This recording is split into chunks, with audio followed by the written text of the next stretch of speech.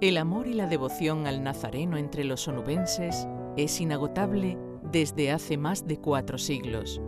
Es el Cristo de Huelva. La ciudad recibió con júbilo la noticia de que será la imagen del Señor la que presida el Vía Crucis de la Semana Santa de Huelva en una fecha especialmente significativa como es la celebración del 500 aniversario de la Parroquia de la Concepción.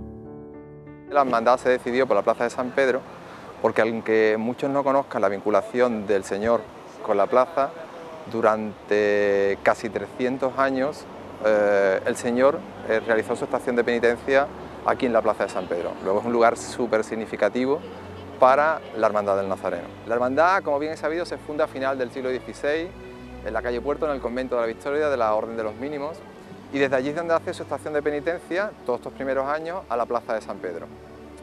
El recorrido de dicha procesión era bastante diferente al que conocemos hoy en día. Si bien hoy la procesión se desarrolla por la parte baja de la ciudad, en aquella época, para hacer el recorrido desde la calle Puerto hasta la iglesia de San Pedro, era bastante diferente del trazado urbano que hoy día conocemos.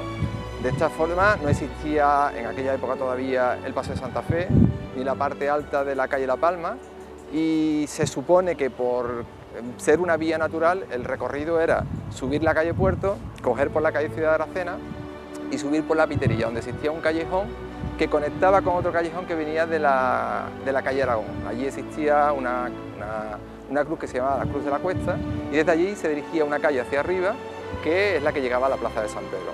Luego se supone que este sería el recorrido natural de la cofradía para llegar desde la calle Puerto hasta la Plaza de San Pedro. El tiempo se detendrá. 140 años después, el Señor de Huelva volverá a la Plaza de San Pedro, como lo hacía cada madrugada del Viernes Santo desde el siglo XVI. Antiguamente salían 4 pasos, eran el paso del Nazareno, el paso de la Virgen de la Amargura, el de San Juan Evangelista y el de la Mujer Verónica, ¿de acuerdo? Bien, pues en la organización estaba establecido desde el siglo XVII y se constata también en el siglo XVIII que previa a la estación de penitencia se celebraba un sermón por parte de los mínimos dentro de la iglesia. Una vez se concluía, empezaba la procesión, y en dicha procesión a dicha procesión lo acompañaba todos los miembros de la Orden de los Mínimos, y también los ministros de la iglesia de San Pedro, se supone que también de la Concepción, acompañaba con una cruz.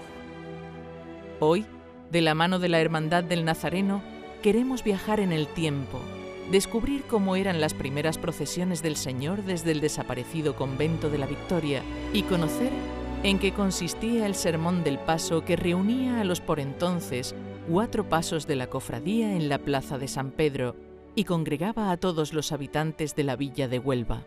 Una vez llegaba la procesión a la iglesia de San Pedro, no entraban directamente los pasos, ¿vale? Un mínimo y la hermandad y miembros de la hermandad entraban ya en la plaza, y en un olmo al que se le ataba un púlpito, desde ese púlpito es de donde se celebraba el sermón. El segundo sermón, porque el primero se había celebrado ya en la iglesia. Una vez se iniciaba el sermón, en función del desarrollo que el predicador daba de ese sermón, paulatinamente iban entrando a la Plaza de San Pedro los diferentes andas de la cofradía. El Señor, la Virgen, el San Juan y, como ya he dicho, la Verónica. Estos andas que vemos hoy en día son muy diferentes de las de aquella época. Si bien ahora vemos que son pasos barrocos, súper grandes, antiguamente eran pasos mucho más reducidos. De hecho, consta en el siglo XVIII y XIX que eran 32 nazarenos, 32 hermanos nazarenos los que portaban las andas, con lo cual las dimensiones tenían que ser bastante más pequeñas de lo que conocemos hoy en día los pasos. Como nota curiosa decir que cuando terminaba el sermón en la plaza, pues cuentan algunos escritos que toda la plaza quedaba sembrada de los papelillos picados, dicen, de los alfajores, que se supone que la gente tradicionalmente consumía. De hecho, en el año 1868, hermanos de la hermandad, José María y Antonio Trianes, envían un escrito al arzobispo de Sevilla solicitando una modificación de dicho acto.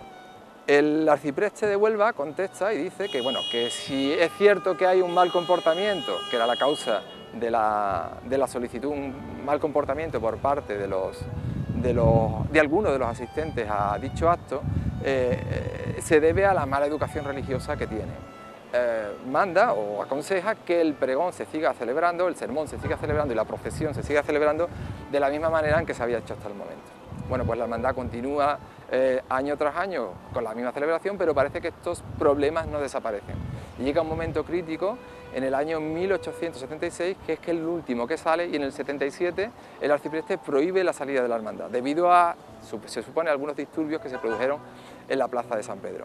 Con posterioridad la hermandad sigue y vuelve a salir, pero ya el formato sería diferente, no se celebraba el pregón y el recorrido probablemente ya se modificaría.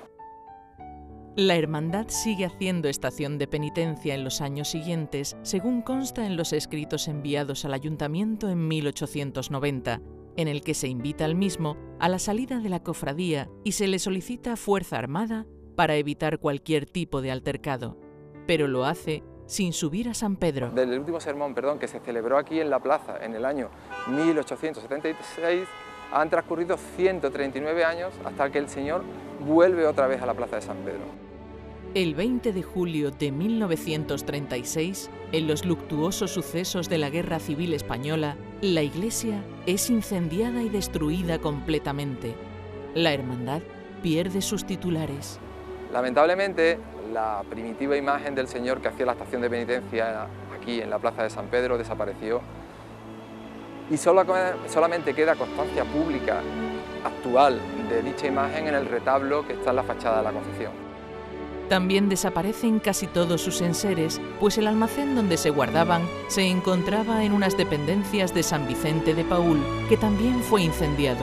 Solo se salvaron los que estaban en casas particulares como el palio, las 2 coronas que por entonces tenía la Virgen y unas potencias de plata del Señor recientemente restauradas en el taller del orfebre cordobés Antonio Cuadrado y que el Señor portará en el Vía Crucis de la Semana Santa de Huelva 2015. Pero la primitiva y venerada imagen del Nazareno, obra de autor anónimo de finales del siglo XVI, sigue siendo testigo del devenir de la ciudad, desde el retablo cerámico que se encuentra en la iglesia de la Concepción. Un retablo que se bendijo en el año 1927 y que quedan algunas leyendas sobre dicho retablo como representación de la imagen del Nazareno. Una de ellas cuenta que un señor que era ciego, que acudía todos los días a rezar ante la imagen del Nazareno, pidiendo el poder recuperar la visión, pues tuvo la suerte de recuperarla y fue precisamente la primera imagen que vio en su vida cuando recuperó la vista, fue la imagen del retablo de Jesús Nazareno. Cuentan también la historia que a partir de entonces ese señor salió todos los años, mientras pudo, hasta el final de su vida, en la hermandad, como agradecimiento al milagro que obró el Señor en él.